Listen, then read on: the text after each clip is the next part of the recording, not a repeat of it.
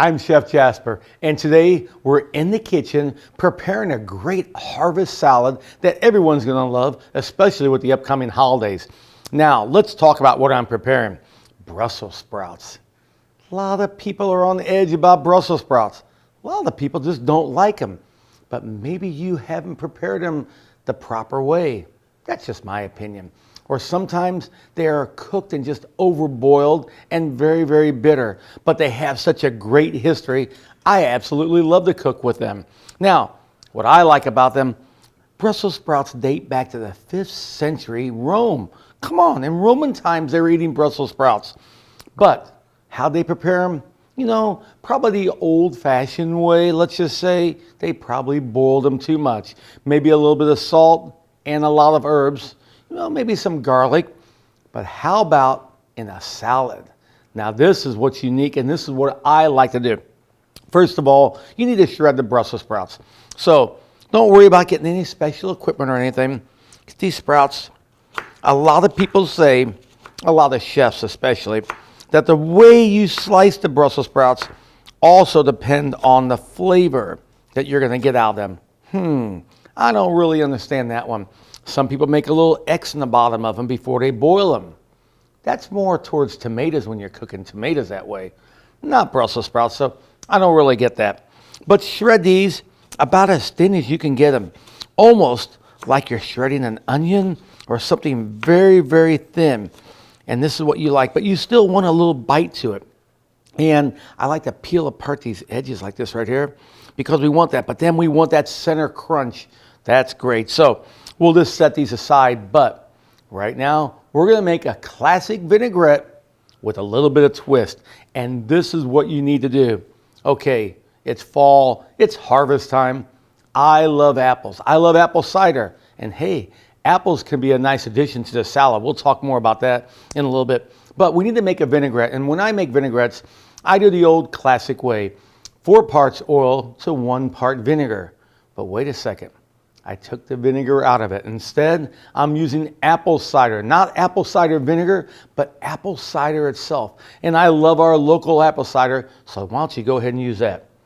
So let's get this started. Extra virgin olive oil, of course. Our cider. And here we go.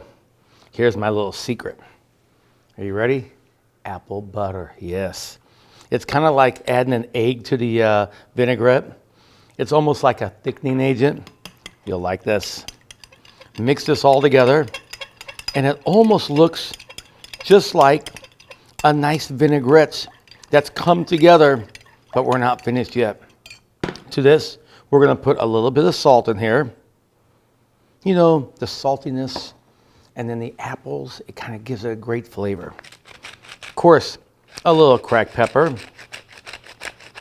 And what herb do we want to use? Well, we all love thyme. Thyme's great to use, you know, in the vinaigrette. Tarragon would be nice also. Maybe a little bit of pinch of red pepper. That's our thought also. So be creative. It's up to you. But I'm going to use a little fresh thyme. And just get your little sprig here and just strip it. It's that easy. And it's okay if you get a couple sprigs in there. It's not going to really matter. Let's pull these off just like this here. This is about as easy as you can get. And really, the fresh thyme, it does make a little bit difference. I always talk about that when cooking. You know, if I'm using fresh basil or dried basil, there's a place for everything. But, well, the fresh thyme, it gives it a nicer flavor. Oh, my. This is a lemon-scented thyme, and that's what I really like. Gives a little more flavor. And we talk about lemons, we talk about oranges, maybe some limes. Yes, you can add those to your vinaigrette. It's a vinaigrette. We're looking for a lot of flavor. But the apples, oh, the apple cider, they give it great flavor. All right, let's just mix this up and set this aside. Now, we have our Brussels sprouts. Let's add them to our vinaigrette. And of course, we have a lot of ingredients to put in here, but very simple. A little mise en place ahead of time. Get everything ready ahead before you start working. Some chopped green onions, And of course, we have to have some nuts, pecans, walnuts. It's up to you what you want to use. I like some pecans in here. Cranberries, always in the fall. Come on. We love that. That's a harvest salad. A little bit of bacon, but let's hold off on the bacon and a little bit of cheese until after we toss it, because I still want a little crunchiness with that bacon. All right, here we go.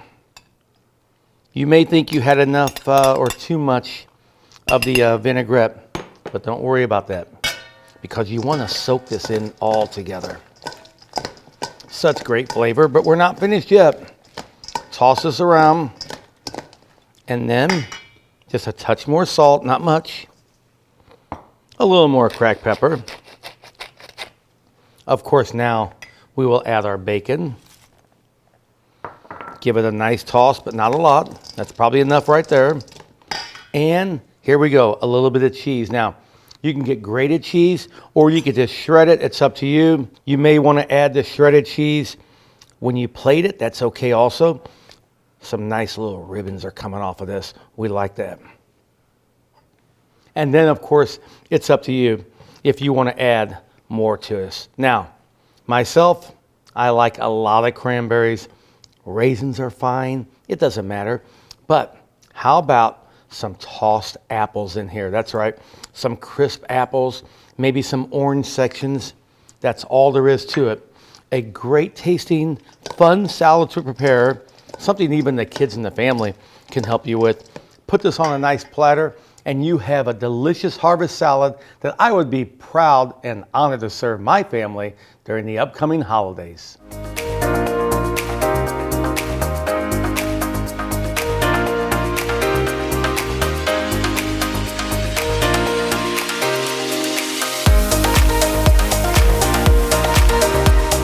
Brought to you by Hen House Markets.